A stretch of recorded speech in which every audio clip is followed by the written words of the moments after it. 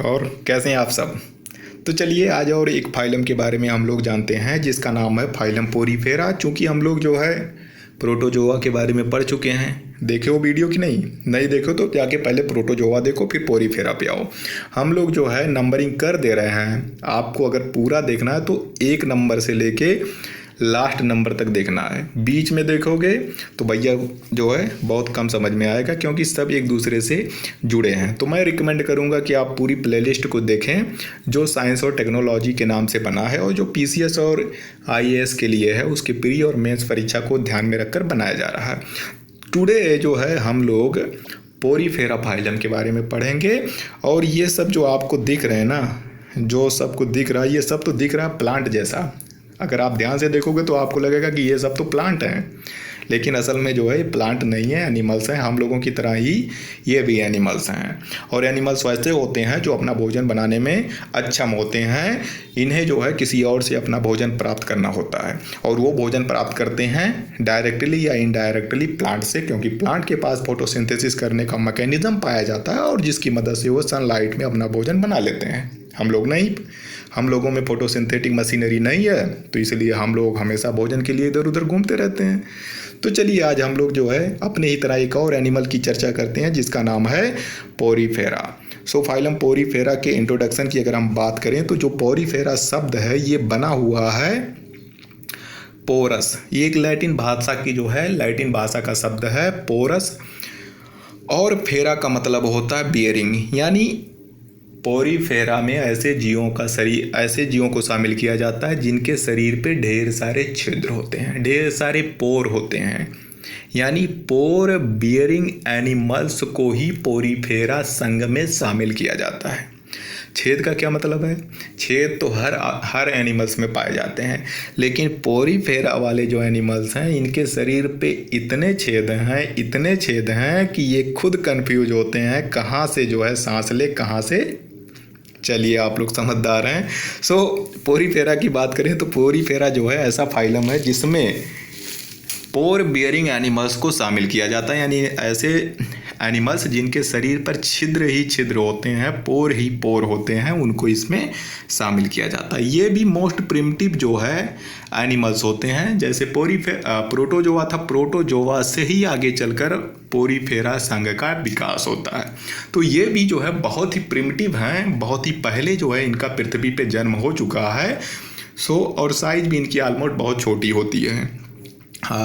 Among the approximately 15,000 sponges species are mostly marine and a few exist in brackish water and some 150 species live in fresh water. रहने का तरीका यही है कि जितने भी पोरीफेरा होते हैं वो सब के सब क्या होते हैं? एक्वेटिक होते हैं। एक्वेटिक मतलब होते हैं जल में पाए जाते हैं, वो वाटर में पाए जाते हैं। और इसमें भी मोस्टली जो 15,000 स्पीसीज हों वो मरीन वाटर में पाए जाते हैं, यानी साल्ट वाटर में पाए जाते हैं। और कुछ जो है ब्रैकिश वाटर में पाए जाते हैं। ब्रैकिश वाटर मतलब जहाँ पे जो है सी वाटर और फ्रेश वाटर मिलता है, वो वाला जो जल होता है उसको ब्रैकिश वाटर कहा जाता है। कुछ पोरीफेरा ऐसे होते हैं जो ब्रैकिश वाटर में पाए जाते हैं और लगभग 150 स्पीसीज हैं पोरीफेरा के जो कि फ्रेश वाटर में पाए जाते हैं। फ्रेश वाटर मतलब रिवर में, तालाब में, ऐसे झील जो फ्रेश वाटर होते हैं यानी जो पीने वाला जल होता है उस तरह के जल में पाए जाते हैं जिनमें साल्ट कम होता है या लगभग नहीं होता है।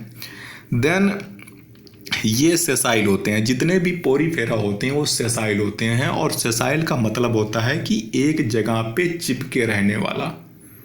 एनिमल की एक विशेषता होती है कि जितने एनिमल्स अभी तक हम लोग जानते हैं ना वो सब क्या होते हैं? मोटाइल होते हैं, मूवमेंट करते रहते हैं। आज यहाँ तो कल वहाँ, हम लोग यहाँ पे बैठे हैं कल मर जाए उधर, पूरा शरीर मूवमेंट कर रहा है। हम भी इधर उधर जा सकते हैं, लेकिन पोरीफेरा के साथ ऐसा नहीं है। इनके साथ जो है ये दिक्कत है कि ये सेसाइल होते हैं और इन्हें एक जगह पे रहना होता है। ये सरफेस पे जो है समुद्र के या जल का जो नीचे की सतह होती है उस पे जाके चिपक जाते हैं। हम यहाँ पे आप लोगों को साफ दिख रहा है, सब के सब एक जगह पे चिपके हुए हैं और ऐसा लग रहा है कि सब के सब प्लांट हैं, जैसे उगे हुए हों, लेकिन प्लांट नहीं है भाई, सब के सब एनिमल हैं, लेकिन सेसाइल होते हैं और drop food and water into its body. So हमने कहा कि जो है इनके बॉडी में छेद ही छेद होते हैं। एक छेद से पानी अंदर जाता है, दूसरे छेद से पानी बाहर निकल जाता है, और उसी पानी में या उसी वाटर में जो है फूड होता है, उस फूड को वो लोग इनटेक करते हैं और जो वेस्ट मटेरियल होता है उसे शरीर से बाहर निकाल देते हैं, बस। और कोई सिस्टम नहीं पाया जाता है। चलिए और देखते हैं, ये मल्टी सेलुलर ऑर्गेनिज्म होते हैं। इससे पहले क्या था, जो प्रोटोजोआ थे वो यूनिसेलुलर ऑर्गेनिज्म थे।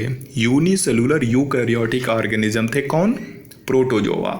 लेकिन पोरीफेरा वाले मल्टी सेलुलर यूकैरियोटिक ऑर्गेनिज्म होते हैं। मल्टी सेलुलर का मतलब फिर वही है कि एक से अधिक सेल से बनी हुई शरीर, और यूकैरियोटिक मतलब ऐसा जीव जिसकी कोशिकाओं में, जिसके सेल में न्यूक्लियस पाया जाता है। तो पोरीफेरा ऐसा ही एक जीव है। और body with pores where water and canals and chambers that form ये unique system of water currents on which the sponges depend for food and oxygen.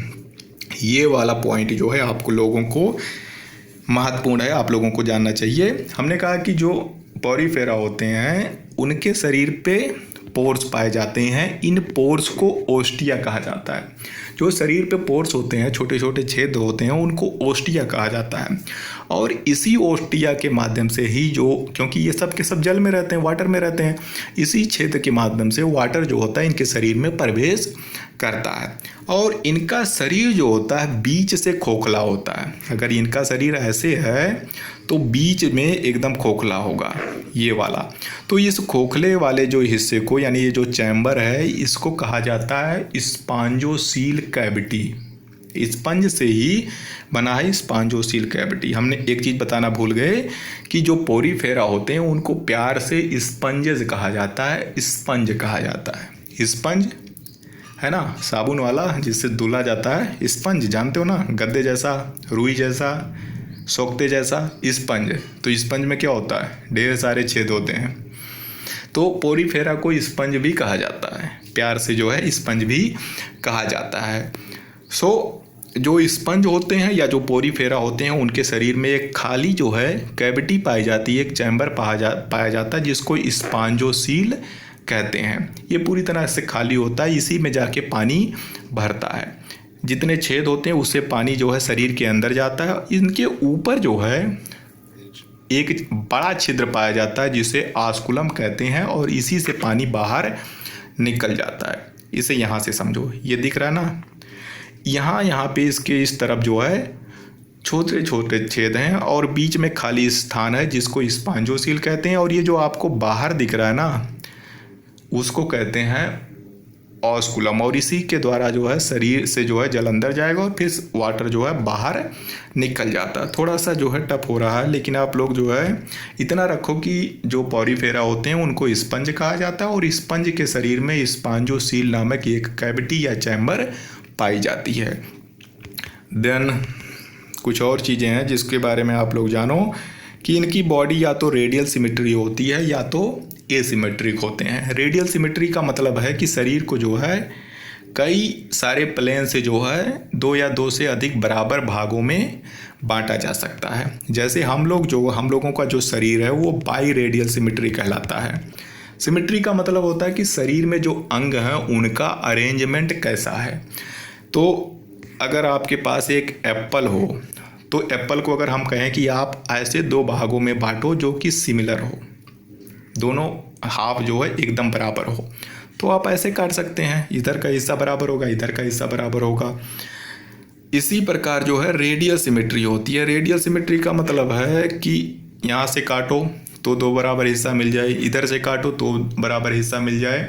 तो इस तरह का सिमेट्री जो होती है वो रेडियल सिमेट्री कहलाती है। जो पोरीफेरा या स्पंज होते हैं उनमें रेडियल सिमेट्री पाई जाएगी या तो कोई सिमेट्री नहीं होगी।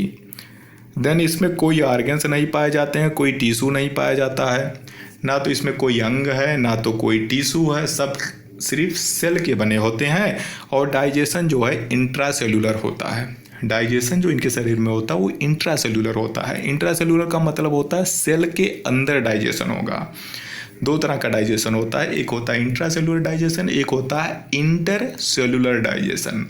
इंटरसेलुलर डाइजेशन में डाइजेशन सेल के बाहर होता है, इंट्रासेलुलर डाइजेशन में डाइजेशन सेल के अंदर होगा, याद रखो।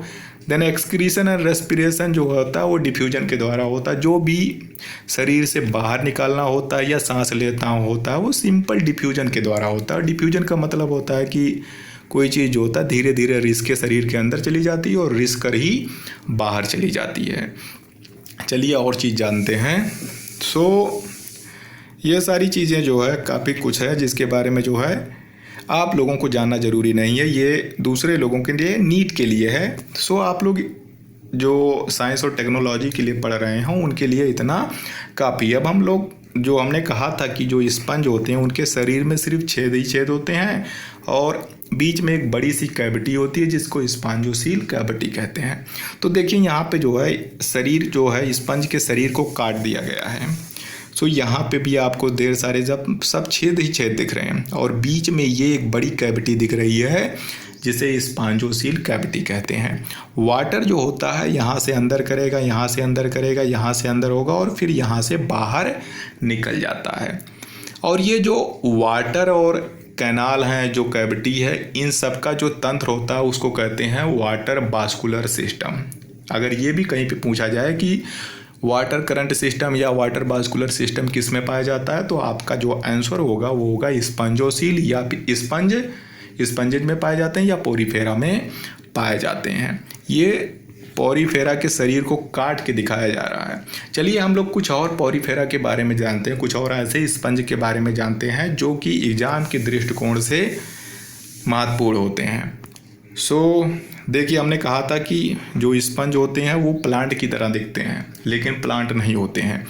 सब के सब लग रहे हैं कि उगे हुए हैं पर उगे नहीं हैं, वो सरफेस पे जो है चिपके हुए हैं क्योंकि सेसाइल होते हैं, मूवमेंट करते नहीं हैं, एक जगह पे चिपके रहते हैं।